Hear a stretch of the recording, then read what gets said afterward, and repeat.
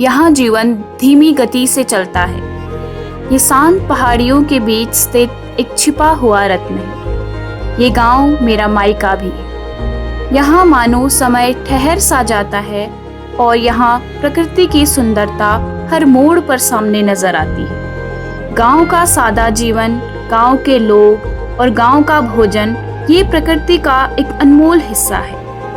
यहाँ की सादगी ही जीवन जीने का तरीका है। तो चलो, तेज गति से चलने वाले बड़े बड़े शहरों से कई किलोमीटर दूर इस गांव की सादगी में घुलकर यहाँ के रहन सहन और सुंदरता का आनंद लेते हैं। Watch this video till the end.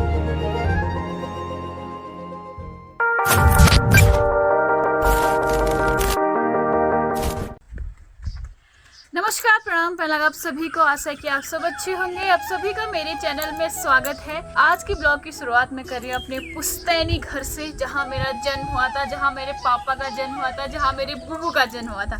मतलब हम तीसरी पीढ़ी हैं, चौथी भी हो सकते हैं क्योंकि उनका भी यही हुआ होगा।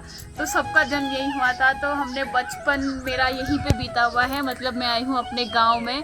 जो हमने हल्द्वानी से यहाँ तक का ट्रेवल किया, उसकी जो जर्नी है, डॉक्यूमेंट्री, वो सब आपको हमारे दूसरे चैनल राइडिंग सेंसे में मिलेंगी। उसका मैं लिंक आपको दे दूंगी, ये आई बटन में दे दूंगी। आप वहाँ से क्लिक करके वो भी देख सकते हैं। आप उसको भी ढेर सारा प्यार देना जैसे आपने मुझे दिया है मेरे चैनल को। कल हम यहाँ रात को पहुँचे, अंधेरा हो गया था, तो मम्मी पापा भी थे यहाँ, लेकिन आज वो चले गए हैं क्योंकि मेरे भाई बहन वहीं थे। लेकिन अभी हम 3 लोग हैं यहाँ, मैं, मेरे पति और मेरी अम्मा। अम्मा हेलो कौवा। हेलो। ये अम्मा है। अम्मा को मैंने एक ब्लॉग में पीछे और भी दिखाया है, 1-2 ब्लॉग में। अम्मा गांव में ही रहती हैं आजकल अभी, बट अभी कुछ दिनों में जब हम चले जाएंगे मम्मी के साथ, अम्मा कपकोट चले जाएंगे।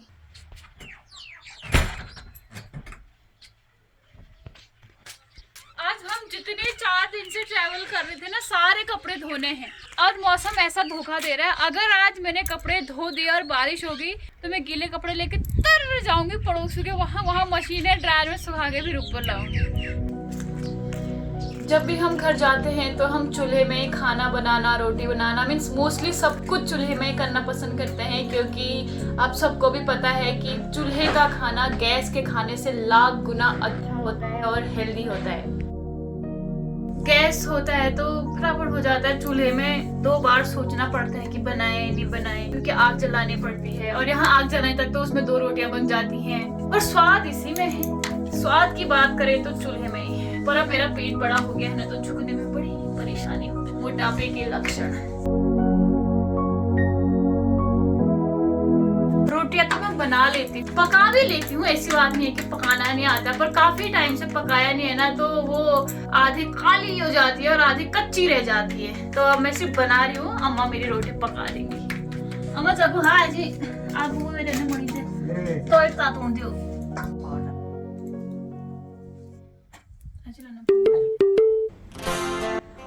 आप सभी ने देखा होगा, जब भी गांव में खाना बनता है तो चूल्हे के चारों ओर पूरा परिवार बैठा होता है और वो इतना आनंद वाला पल होता है। सब में आपस में बातें होती हैं, सब एक दूसरे के सुख दुख में एक दूसरे को सुनते हैं, तो ये चीज़ बहुत अच्छी लगती है। अच्छा है यहाँ लोग तिरगलाने तलाम उनारा आनंदी अम्मा का क्या है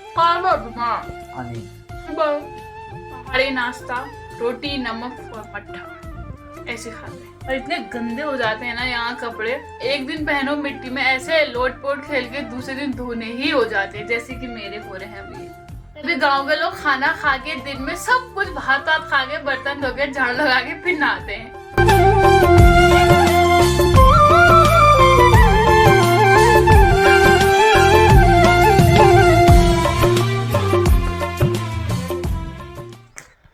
पेट, अब बर्तन भी धोने होते हैं भी खाना खा के। अब बर्तन धोती हूँ, फिर कपड़े धोने हैं, यहाँ घर छोड़ा हुआ है, फिर बाथरूम साफ करना है।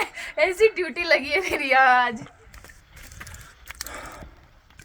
हम यहाँ आज आए थे, हमने सोचा कि मस्त धूप हो गई, कहाँ यहाँ आज सुबह से ऐसी धुंध पड़ी है क्या बताऊँ। जब गांव में बाढ़ नहीं होता है तो एक ही ऑप्शन बचता है पाक। तो उसके बाद हमको पाक में कपड़े सुखाने होते हैं, जैसे मैं सुखा रही हूँ। इसके पत्थर गर्म रहते हैं तो कपड़े जल्दी सूख जाते हैं। थोड़ी मशक्कत करनी पड़ी मुझे चढ़ने में, फिर बाकी टॉप से मज़ा ही आता है। कपड़े धोने को तो धो दिए हैं, पता नहीं कल सूखेंगे परसों सूखेंगे, कोई भरोसा नहीं है इनका।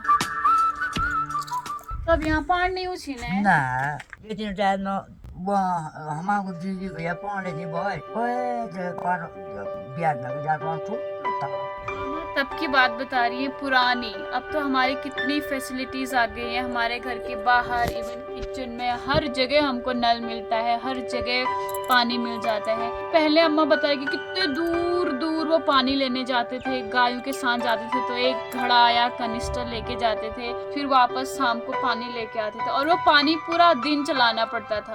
रात को लाए तो सुबह तक, सुबह को लाए तो रात तक। और बताओ कितना कैसे पानी बचाते होंगे लोग तक। और आजकल हम बर्बाद ही करते रहते हैं हर जगह। तो खेत वो नहीं बियाह का नाम नहीं सहने रो बियाह दिन नहीं भाई बहन भाई गुड भाई भाई जो उधर जगह से नहीं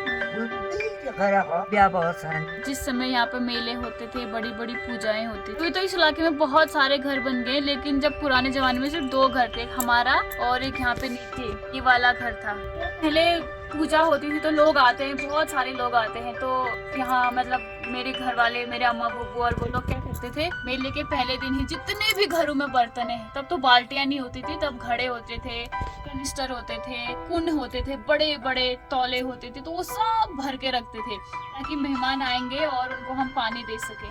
बहुत परिश्रम था। ये क्या कर रही है? मैंने लेंटर डाला है तो उसमें तराई कर रही हूँ। मम्मी मेरे को ड्यूटी दे के गई थी। मम्मी चले तो गई थी खुद, और यहाँ मुझे ड्यूटी देके गई है। तो सुबह शाम मेरे छत में तराई कर देना, क्योंकि उन्होंने चट्टी चढ़ाई है छत में, चू रहा था इस वजह से। और इसमें ना पूरी हल्दी की खुशबू आ रही है, क्योंकि पराल है नहीं इस टाइम पे, तो मम्मी ने सब हल्दी के पत्ते बिछाए हैं नीचे ताकि पानी बना रहे यहाँ पे।